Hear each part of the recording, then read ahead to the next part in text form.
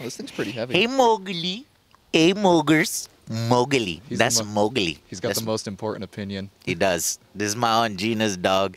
Welcome to the review for X-Men Apocalypse. I thought it was messy. I thought it was cliched. I thought it was muddled. I don't know what the right word is. I think the pacing was quite off. Like, you know, you get a little into this Apocalypse guy and you're like, oh, he's recruiting all of these mutants so that he can destroy the world. And then he kind of like directly confronts, as you've seen in the trailer, Professor X, but then he kind of leaves, and then you're waiting for this build-up or this battle. And the battle takes forever. It's a long movie. It is a long movie. It's a long movie, overly long. And in fact, in the film somewhere they say, they make an inside joke. They go, I think they watch Star Wars, Return of the Jedi, and Jean Grey's character comes out and goes, you know, they're talking about which film is the best, right? And she's like, well, we all know the third one is always the worst. Ha ha. So that was supposed to be an inside joke for X-Men The Last Stand, right? Yeah. But it ends up being more correct for this film, which is the third in the sort of erases, reboot, retime telling of this current X-Men universe. Right, yeah, the better series. So you have X-Men First Class, you have X-Men Days of Future Past, and you have X-Men Apocalypse. Yeah, so what did you think of Apocalypse in this film as the villain? Yeah, hold it up to your mouth just in case. All right, okay, so I didn't think he was big enough. Yeah. To be honest, that's the first thing I noticed. You see in the trailer, they make a big deal out of Professor X goes and punches him, and then he grows really big. Yeah. And you think that's going to be one of his mutant powers. Mm-hmm. He's like shorter than Magneto. Yeah. It makes him look right. I could not take this guy seriously. He looks awful. He has jumper cable ears. He has Frankenstein shoes. His whoever designed this Apocalypse character was drunk when he drew this guy. You cover up Oscar Isaacs, I think, from the guy from Poe Dameron in Force Awakens, and all this makeup. So he didn't have anything to work with to put in a good performance, in my opinion. Apocalypse's voice is stupid as hell, and so with such a weak villain, it really hurt the film. Now, there were individual parts that were good. Yes, there were some good. What was good? My favorite part of the whole movie was Quicksilver's scene again. Quicksilver steals the show. Yeah, let's not give it away. Let's talk about it in the spoilers section. But this sequence alone is almost worth the price of admission. Almost. It is. It comes near, I would say, the end of the first act, beginning of the second act. And you'll see when you see it. It's a long movie. And this is Quicksilver. This is a character from the comics that I never really liked or cared about, pretty much ignored. And he turns out to be one of the best characters in this version of X-Men. So if you do go see it, this scene is probably worth it. But yeah, so I don't know. It's just, I think that, they had Magneto. He had interesting motivations, right? Because they do this whole thing where Magneto has a family, and it's tough to. Oh no! Oh my God! No, please don't start raining on us. Not Colorado again. Okay, it's raining on us, so we're going to have to take a break, and we will be right back. You son of a bitch! Hopefully move inside. Needs to be. All right, okay, we better get this stuff out of the rain. Dang it. God, why? Okay, we are back inside, and we had to come inside because it's raining now. It's raining like now. It always does and I realized Colorado. I was talking, and I didn't let Zach talk at all. So, by the way, this is Zach Vargas and Forrest Vargas. You got three Vargases here reviewing X-Men Apocalypse for you. So, as we were saying, there's a lot of people, man, this movie got reviewed like a month before it came out. It really did. I was seeing stuff on Rotten Tomatoes about it forever ago. And everybody had seen it but us. So now that we've finally seen it, we get to add our opinions. And I'm telling you, in my opinion, it's below average. This movie, let's just rush through this with some opinions to get to the spoiler section so we can start talking about all the nitty gritty.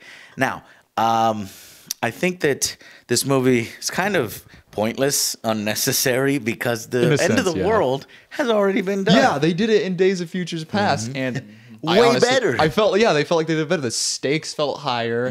The threat was there. And in this one, it's called Apocalypse, so you think it's going to be bigger. And it doesn't feel bigger. Yeah, it doesn't feel bigger. And I think the biggest sin was with the Four Horsemen. What did you think about the Four Horsemen? It seemed like the first three were just like the first three dudes they found off the street. Yeah. It kind of was. It kind of was. They were kind of weak sauce. I mean, Angel, well, shoot, we'll have to talk in spoilers, but basically the Four Horsemen were weak sauce. Apocalypse was ridiculous looking and basically short, walking, talking cliche, not imposing, I think is what you meant he by didn't that. get Not the intimidating. threat of somebody called Apocalypse. So there are some good sequences in there. Michael Fassbender does his best with the material he's given, but once again, you're going through this Magneto story arc where it's like he's good, oh, he's bad, oh, now he's bad, and then appeal to him.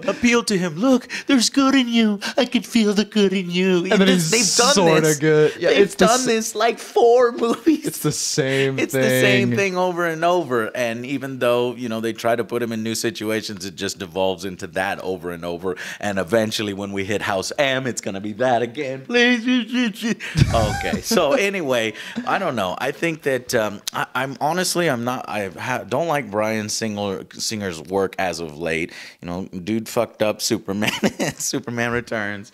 I know he did Days of Futures Past, and you like that. I do. I really liked Days of Futures Past. Yeah. But I like First Class a little better. But this one, the third movie, just like Sansa says, the beautiful Sansa says, or Jean Grey, my fault. Whatever. She says the third one always sucks. And so the third one here, it's not a bad movie. I don't want you to walk away thinking we hate it. We're sort of slamming it right now. There are good parts in the movie. Yeah. Let's talk about some of them. Zach, did you have a part in particular besides the Quicksilver one?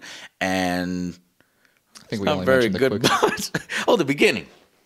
The start was alright, where they had like the mutant fighting in the cages in Germany or whatever. Did the film surprise you with its depiction of violence?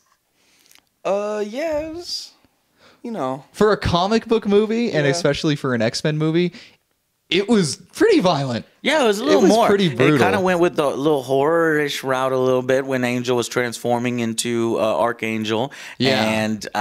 And basically, showing the guys get cut up. There's a great cameo here, and I don't want to spoil it, but let's just say that an animal gets unleashed on a military base, and he murders dudes. Wrecks house. Just wrecks. That's the other sequence I think that was probably pretty cool. And it ends pretty funny. Don't worry, Zach's going to talk a lot more. He's not a talkative guy, but we'll make him talk in the spoiler section. So let's just wrap this up, really. And let's give all three of us our ratings out of 10. So we're going to start with Forrest, what he would give the film out of 10. Now, on my scale, it's 5 is an average movie. Average. 6, slightly above average. 7, 8, 9, 10 is like a legendary film. Yeah. Okay, I thought about this. I am going to give it a 5 out of 10 on Joe's scale. I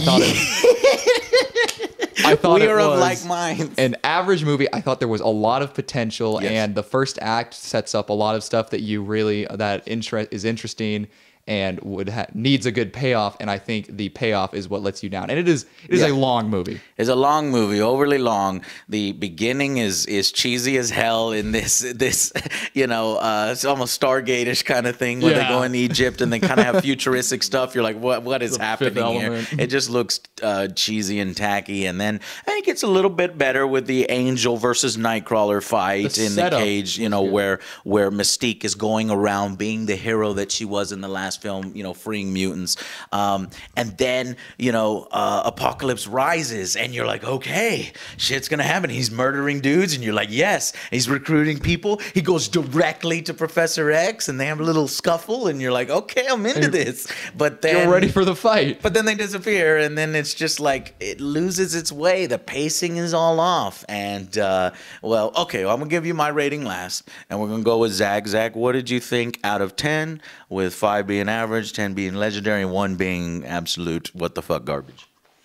If we can do halves, I'm gonna give it a 5.5. No halves here No halves, at the Angry Joe Show. That makes it too complicated. You make your decision. No pussyfooting around here, boy. So I hate decimals. It's like, yeah, this is a 7.9. Yeah, like what determined the 0.9? Yeah, I hate it. 0.1 below 8. For you, would you bump it up to that 6? Did you enjoy a lot of the scenes in there, or would you give it a 5? What would you do? I'd give it a 5. I'm not bumping it up. Okay, he's not bumping it up. And you know what? My initial rating is I was thinking 5, but I think I gave Batman v Superman 5. And as much as that film has problems, and I hate it, and I rail on it, and God damn it, Zack Snyder, and there's bad and good, I actually enjoyed all the Batman parts and the Wonder Woman parts, and seeing Superman again, even though they fucked him up more. I would rather watch that film again than watch X-Men Apocalypse. And so while I was going to give it a 5, I'm going to give it a 4 out of 10. I think this film is below average. I don't want to see it again. Don't want to buy the Blu-ray. Don't give a shit. I would rather see First Class again, or show these guys First Class because they haven't seen it. We're not huge X-Men buffs. yeah, well, and or Days of Futures Past. So that's a review. Guys, stay tuned for the spoiler section, which we're going to do right now. And stay around if you've seen the film. If not, we will see you guys on the next Angry Joe Show. Bye. Hello.